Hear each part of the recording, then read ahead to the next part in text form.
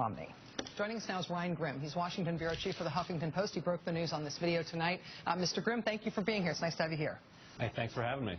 This is not new tape tonight. These are not new remarks. They're from November. I have to ask how they came to your attention and whether there's any suggestion from the Ryan camp or the Romney folks that there's any question as to its authenticity. There's no question as to its authenticity. We know where it happened. It was at an American Spectator event last November, and it's been online since then, though almost nobody has viewed it according to their YouTube count. It was sent to other reporters at Huffington Post over the weekend, along with about 15 or 20 other clips of Paul Ryan saying things over the past 10 years. And I had kind of put it off Sunday and Monday, and today I just decided I'd listen to a bunch of these clips, and here you go.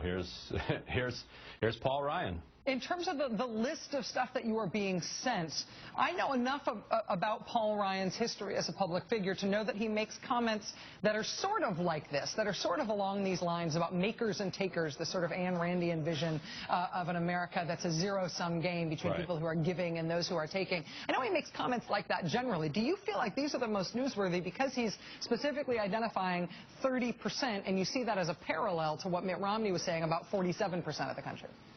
Yeah, it's certainly dovetailed with what Romney said. Romney really set the stage for him, even though on the timeline, Romney made his comments about 6 months after Paul Ryan did.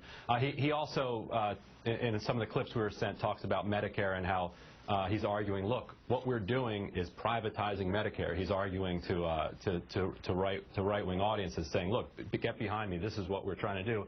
So I think we either have that up now or we'll have that up soon. But I thought this one was the most newsworthy immediately because of the 2 weeks of discussion that we had about moochers, and we got this whole conversation about makers and takers, which is just borderline ridiculous. Around the time of or at the time of the 47% remarks from Mr. Romney being publicized, you actually got that story up online first before Mother Jones did. Mother Jones ultimately posted the full video, and then you both had the story up that same night. I should give you credit for that, especially given the fact that you've just posted this now. I wonder if you feel like, overall, looking at both of these scoops now, that the issue here is that Romney and Ryan are something to conservative audiences or to conservative donors that is different than what they are pitching the country as a whole, or is it just they're pitching the same thing substantively, they just use blunter language?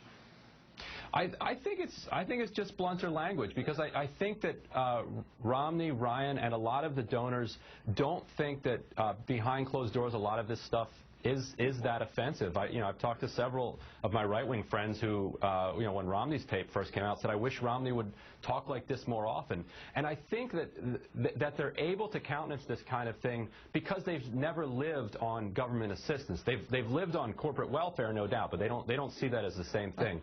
For people who have lived on government assistance, it's kind of it can be a soul-crushing thing. I'm not talking about Medicare and Social Security, which are elements of social insurance. You pay into them and then you take out when you're older. But for instance, unemployment.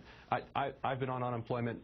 Other people who've been on unemployment know that it's just kind of just a debilitating type of feeling to know that you're not contributing at that moment.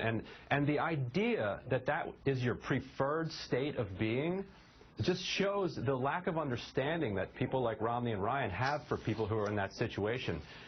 Anybody would rather have a meaningful and well-paying job that enables them to provide for their family, rather than feeling like there's some type of leech. And it's doubly insulting when they're then told, on this national stage, hey, you're in a rough time in your life. Not only are you in a rough time in your life, but you're also a leech on society. Yeah, the phrasing, they're not exact parallel phrasing, but Mr. Romney saying these people cannot be persuaded to take responsibility for their lives, and Mr. Ryan saying these people do not believe in the American dream. Is similar parallel harsh language. Ryan Grimm, Washington bureau chief for the Huffington Post. Congratulations on Second Scoop, and thanks for joining us tonight. Thank you. And then there is the conservative media's huge explosive video that will change the result of the election. It's been online since 2007.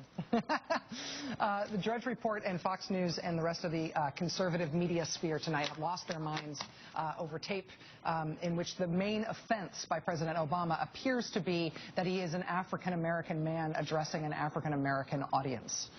We'll be back on that in a moment.